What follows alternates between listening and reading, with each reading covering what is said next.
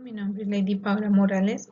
En la actividad de hoy de desarrollo del lenguaje, acerca de un video explicativo sobre el tema diferencias entre habla y lenguaje.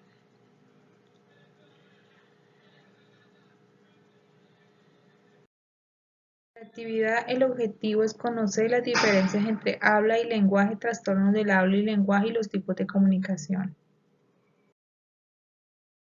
La introducción es aprender a conocer entre el lenguaje y el habla la diferencia que existe entre estos dos, los cuales son trastornos como factores que influyen en el desarrollo inadecuado del proceso del desarrollo del menor para el desarrollo del lenguaje, la comunicación como proceso del lenguaje que transmite para desarrollar las habilidades que competen en la vida diaria de cada individuo.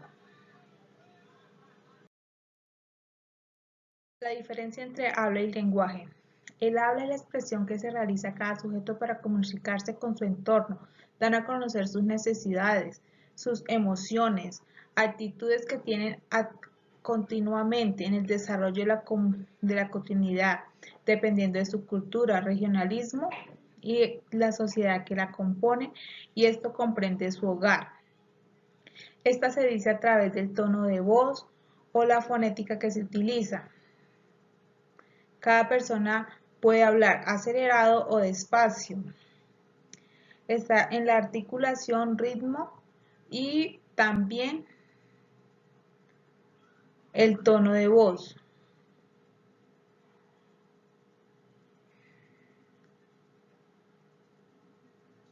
La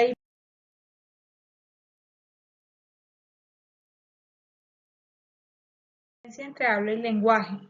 La diferencia entre el lenguaje y la forma de comunicarnos de una forma oral o escrita a un nivel de lenguaje. No existe la lengua ni el habla, ya que esta nace la necesidad de comunicarse con los demás.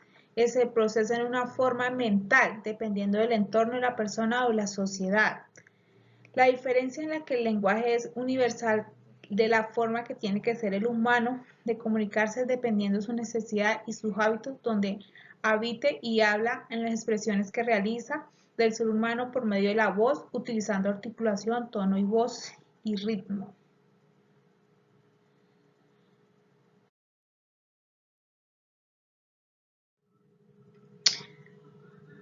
Los diferentes trastornos del habla pueden ser los siguientes: tartamudear al hablar, que no complementan las oraciones. Esto puede pasar porque no conocen, o sea, no diferencian las palabras, se les dificulta pronunciar, es decir, con sonidos específicos. O sea, otra puede ser se le dificulta o desconoce el contexto. Trastornos del lenguaje. Entender lo que dice la otra persona en el lenguaje es receptivo. Esto puede ser por problemas de oído, no entender el significado de las palabras.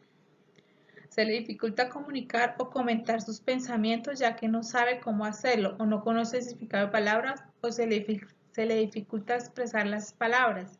Esto pasa cuando los niños no han desarrollado completamente su lenguaje, o se le dificulta entender, cómo decir, el contexto que se transmite. Tipos de comunicación son oral o escritos. Estos pueden ser ejemplos como decir dos amigos dialogando, como se ve en la figura 6.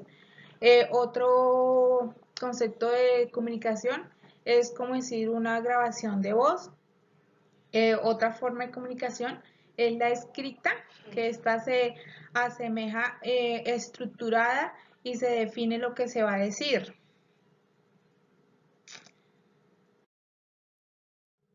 La comunicación oral o escrita se compone siempre por un emisor, un receptor, un canal, un código, mensaje, un ruido, un contexto y una referencia. La diferencia entre estas dos es el estilo y la estructura. La estructura es la planificación que se está en la escrita y el estilo en la forma en que se va a comunicar al oyente. La comunicación también puede ser verbal y no verbal.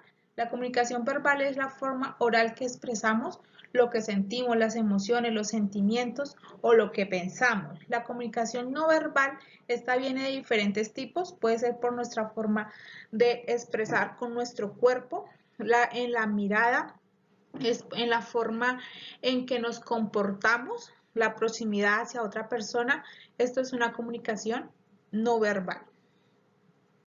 El lenguaje es necesario desarrollarlo mediante el habla para una muy buena comunicación social con personas de nuestro entorno para expresar nuestras emociones, necesidades, sentimientos, para aprenderlo. Muchas gracias por la presentación de mi trabajo. Quedo atenta a cualquier inquietud.